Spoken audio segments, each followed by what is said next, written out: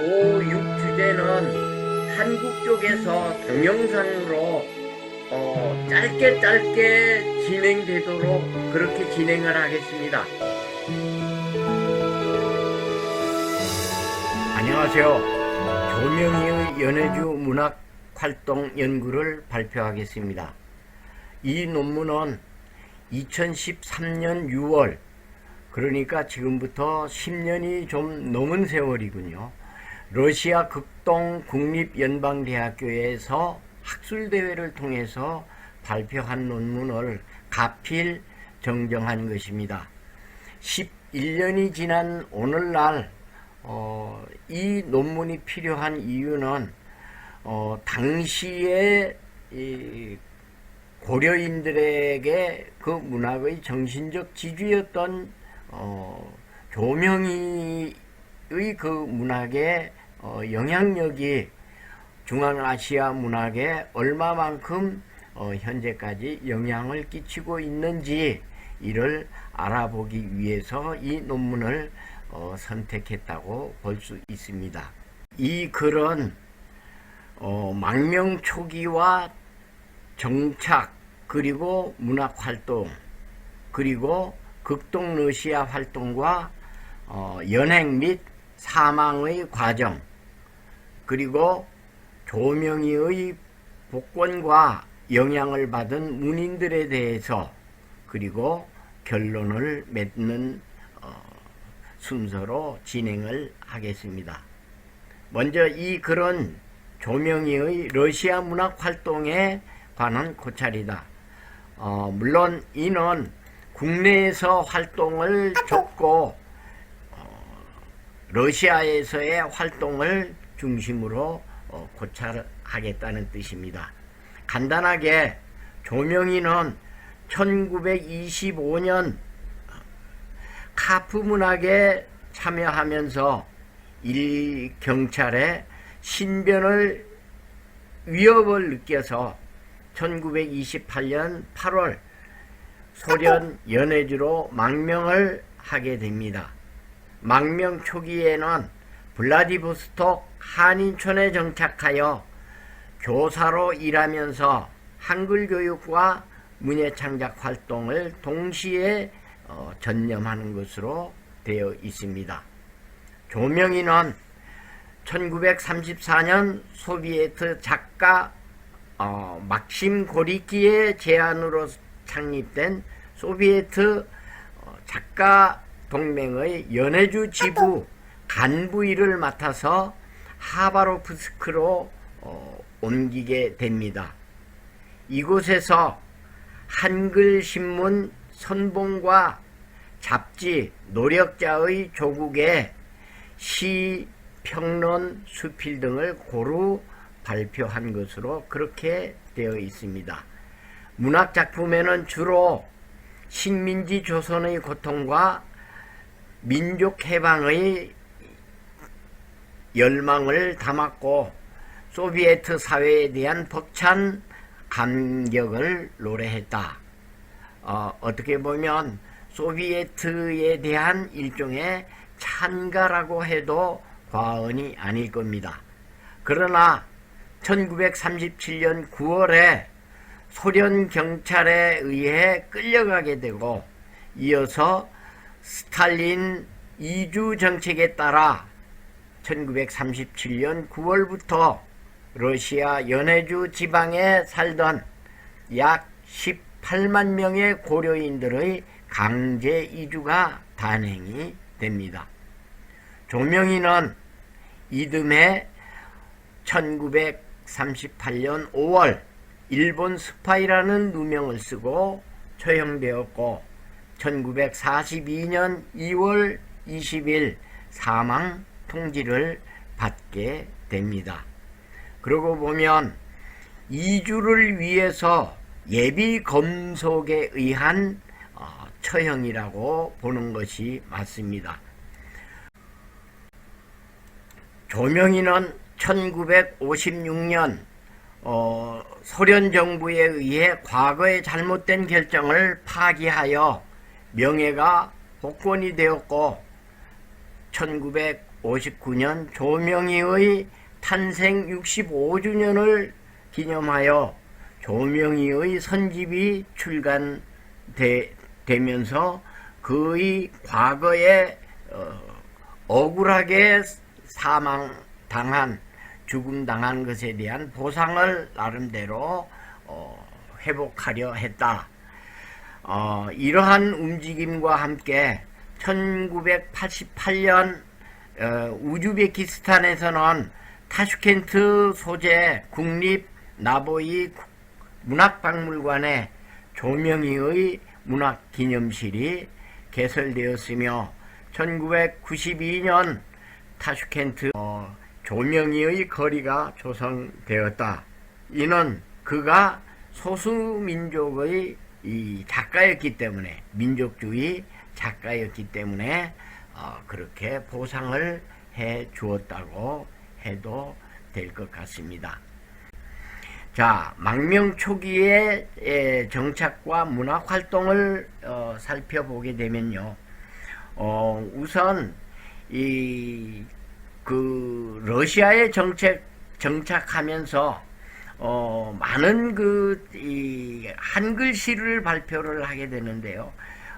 이것은 일종의 국내 활동의 연장선상에서 활동이라고 보면 맞을 것 같습니다. 어떻게 보면요, 조명희는 블라디보스톡에서의 행적은 첫째, 한글을 잊지 않고 보급해야 되겠다라는 것과 조국의 문학을 어떻게든 가지고 있게 하는 그런 문학 행적이라고 보는 것도 맞을 것 같습니다. 하여 조명희는 결혼과 함께 우스리스크에서 사범학교 조선어 문학의 교원으로 있었다는 것이 제가 말한 것에 대한 근거가 될 것 같습니다. 조명희의 망명 초기의 작품으로는 짓밟힌 고려를 들 수 있는데, 작품 안에는 일관되게 추구해 오던 사회주의 리얼리즘이 잘 녹아있다. 그리고 붉은 깃발 아래서와 같은 것들이 바로 그 대표적인 예라고 볼 수 있습니다.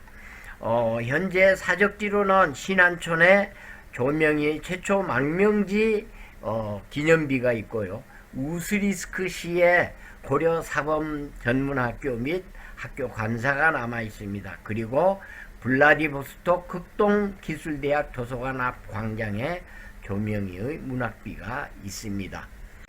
자, 극동 러시아 활동이라고 하는 것은 사실은 이제 완전히 조명희가 이 러시아에 정착하게 되면서 러시아에 정착하고 있는 고려인들을 위한 문학 활동을 했다고 보면 맞을 것 같습니다. 정작 소비에트 작가 동맹이 결성되었을 때 34년 8월 작가 동맹 연해주 지부가 결성됐을 때 여기에 정식 맹원으로서 원동 작가 동맹 조선 지부장으로 임명되게 되죠. 여기서 원동이라는 말은 모스크바를 이 중심에 뒀을 때 먼 동쪽, 즉 블라디보스톡이라는 말이 되겠습니다. 이곳에서 책임 있는 자리를 맡게 되면서 그야말로 고려 문인들의 어쩌면 정신적 지주로서 튼튼한 입지를 다지게 되는 그러한 시기라고 볼 수 있습니다. 1937년 9월 중순 무렵입니다. 한창 문학활동을 하고 있는 중인데, 아까 앞에서 말씀드렸던 만주 빨치산 원고를 마무리하는 단계에 있었는데, 사실은 조명희가 급히 끌려가게 되는 것입니다. 왜 그러냐? 앞에서 말씀드린 것처럼 고려인들을 중앙아시아로 강제 이주시키기 위한 예비 검속의 그런 속성이 강하다고 보면 될 것 같습니다. 자, 정확하게 그날 밤 3명의 군복을 입은 사람이 찾아와서 한 3일이면 돌아올 수 있을 거다 라고 해서 데려가서 끝내 돌아오지 못했다, 이렇게 보면 될 것 같습니다. 사실 37년 10월 25일 소련 내무부 장관인 예조프가 소련 인민위원회 의장으로서 76개의 열차를 동원해서 중앙아시아 쪽으로 강제 이주시키게 됐다. 여기서 강제 이주라 하면 사실은 중앙아시아 중에서도 우즈베키스탄이 가장 많은 그 고려인들이 풀린 곳이 됩니다.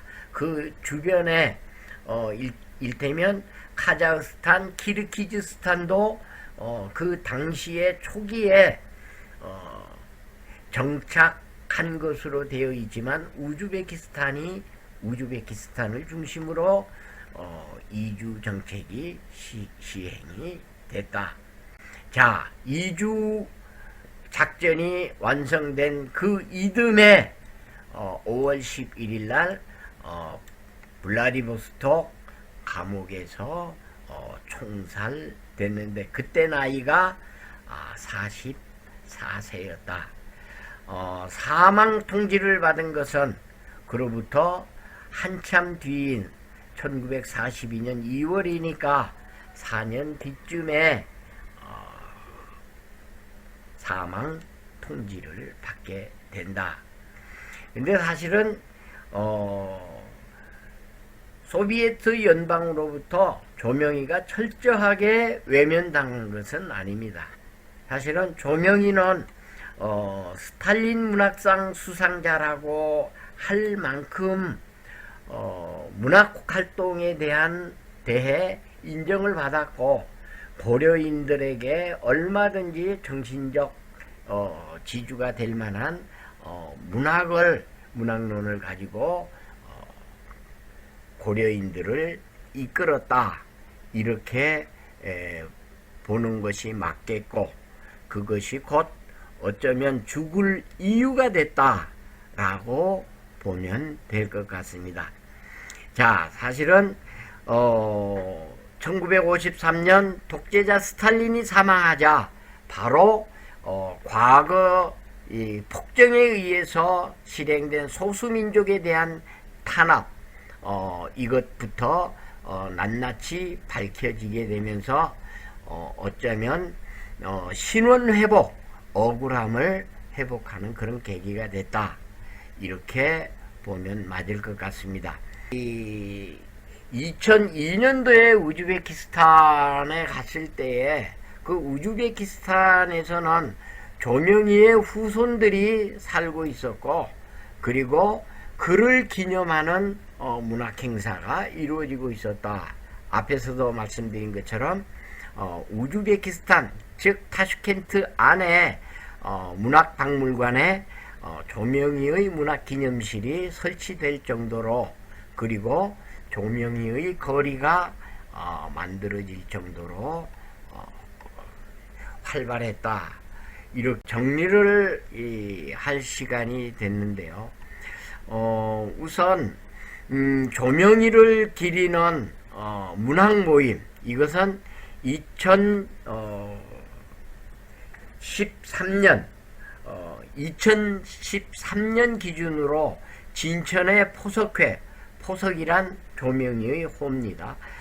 연변 포석회가 있었고, 우즈베키스탄 타슈켄트에 조명희를 생각하는 사람이 있을 정도로 많이 활발하게 진행이 됐다. 자, 여기 지도를 보면요, 자, 대한민국 여기에 있죠. 자, 국내에서, 그리고 이쪽 블라디보스톡의 신안촌, 우스리스크시 조명희 문학비가 이렇게 설치되어 있다는 것. 그리고 하바롭스크에는 그 조명희의 묘지가 있는 곳이죠.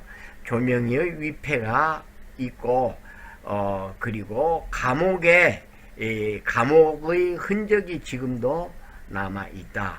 그리고 중국 연변 쪽에 연변 포석회가 있었다.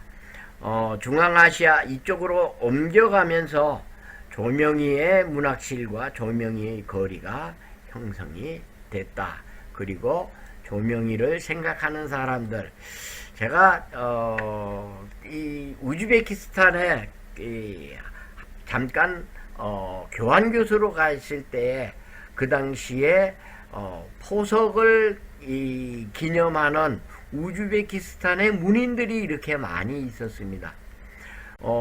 이분들이 지금 생존해 계신지 어떤지는 정확하게 모르겠는데 바로 조명희의 외손자입니다. 오늘날 우즈베키스탄을 비롯한 중앙아시아 쪽, 키르기즈스탄 쪽 문학하는 이 고려인들이 얼마나 있는지 그거는 아직 알 수가 없습니다. 중앙아시아 쪽으로 이동해 가서 이곳에서 정착하고 살면서 현재까지 우리는 행복한 삶을 누리고 있다. 과거의 아픔을 딛고 현재의 삶을 살고 있다라는 내용의 시를 보고 이 고려인들이 멀리 날아가서 참 뿌리를 든든히 받고 있다라는 생각을 갖게 됐습니다. 자, 이상으로 조명희의 문학 연구가 왜 지금까지 필요하냐? 이는 일단 한반도에서 이주해 갖고 한반도에서 블라디보스톡에다가 고려인들의 그 문학적인 혼을 나름대로 교육했다는 점에서 가치가 있고 37년 이후 중앙아시아로 건너간 이주해간 고려인들이 조명희의 문학 영향을 받았다. 즉 한국 문학의 어떤 뿌리 혹은 정신을 가지고 있었다는 점에서 이 포석 조명희의 연구는 나름대로 필요하다고 할 수 있겠습니다. 제가 준비한 발표는 여기까지입니다. 감사합니다.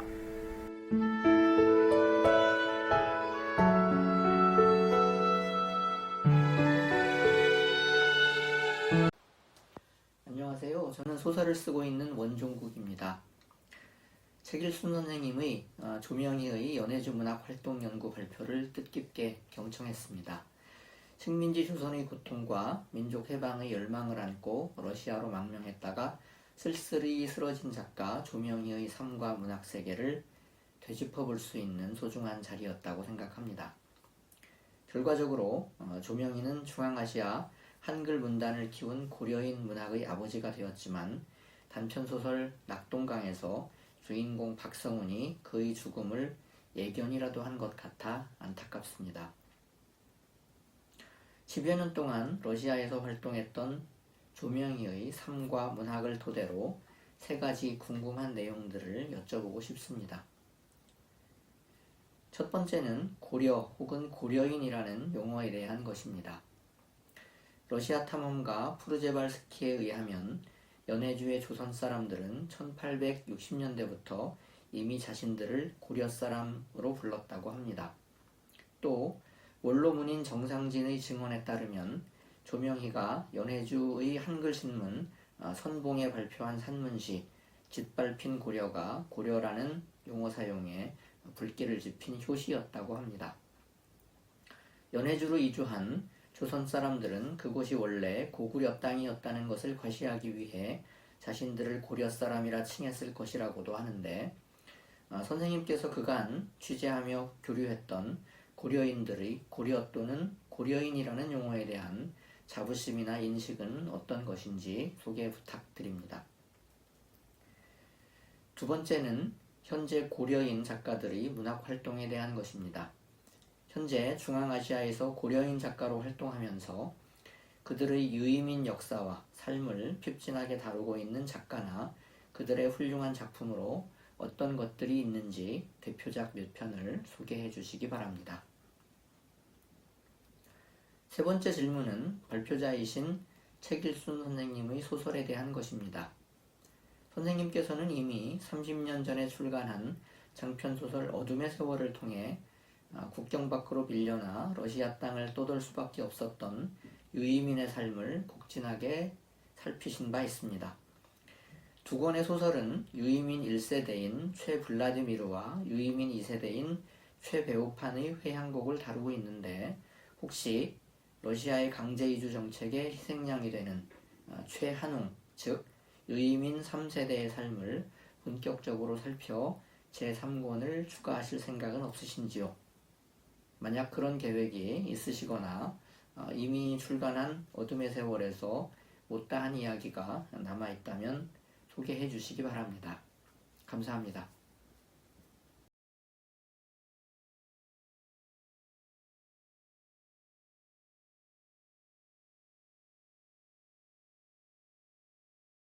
현재 문인들이 얼마만큼 그 맥을 잇고 있는지 그건 알 수가 없습니다.